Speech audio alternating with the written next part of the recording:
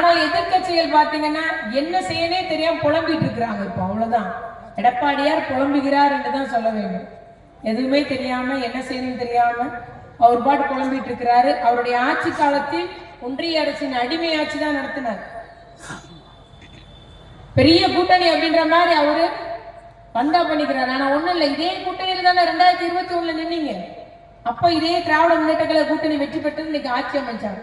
அதனால ஒண்ணும் இல்லை. அப்புறம் எம்பி தேர்தலுக்கு பிரிஞ்சு நின்னாங்க, இப்ப மீண்டும் சேர்ந்து நிற்காங்க, அவ்வளவுதான், அங்க வேற ஒண்ணுமே இல்லை. ஆனால் இந்த கூட்டணி மிக பெரும் கூட்டணி. நிச்சயமாக நம்முடைய தலைவருடைய திட்டத்திற்கும் கொள்கை கூட்டணியாக தமிழ்நாடு வளர்ச்சி பெறணும், தமிழ்நாட்டு மக்கள் முன்னேறணும், தமிழ்நாட்டு மக்களுடைய வாழ்வாதாரம் உயரணும் என்ற ஒரு உன்னத நோக்கத்தோடு எல்லாருக்கும் எல்லாம் கிடைக்கணுன்ற ஒரு கொள்கையோடு இன்னைக்கு எல்லா பகுதியும் முன்னேறி வருகிறது. திருவண்ணாமலையிலும் தொழில் தொடங்கப்பட்டிருக்குது, தருமபுரியிலையும் தொழில் வளர்ச்சி, விருதுநகர்லயே தொழில், திருநெல்வேலியில எல்லாம் பாத்தீங்கன்னா அத்துணை நிறுவனங்கள் தொழில் தொடங்கி இருக்கிறாங்க. ஆகவே எல்லா இடமும் இன்னைக்கு வர வாய்ப்பு வழங்கப்பட்டிருக்குது. எப்பவுமே இளைஞர்கள் சொல்லிட்டே இருந்தாங்க அரசு பணி எங்களுக்கு கொடுக்கணும். இன்னைக்கு தமிழ்நாடு அரசு பணி தமிழ்நாட்டு இளைஞர்கள் தான் வழங்கப்படுகிறது. அதற்காக சட்ட திருத்தம் வைக்கப்பட்டிருக்குது. உங்களுக்கு தெரியும், டிஎன்பிஎஸ்சி எழுதணும்னா முதல் என்ன பாடம் பாஸ் ஆகணும்? தமிழ் பாடம். தமிழ் பாஸ் ஆனாதான் அடுத்து டிஎன்பிஎஸ்சி எழுத முடியும்.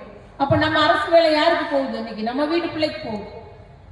இந்த மாதிரி நம்முடைய முதலமைச்சர் ஒவ்வொரு திட்டத்தின் மூலம் நம்முடைய தமிழ்நாட்டை வளர்ச்சியை நோக்கி நடைபோட செய்துள்ளார். இன்னும் மென்மேலும் நம்முடைய நடைபோட செய்வார். நிச்சயமாக முதலமைச்சர் அவர்கள் மீண்டும் ஆட்சி அமைக்க போவது உறுதி.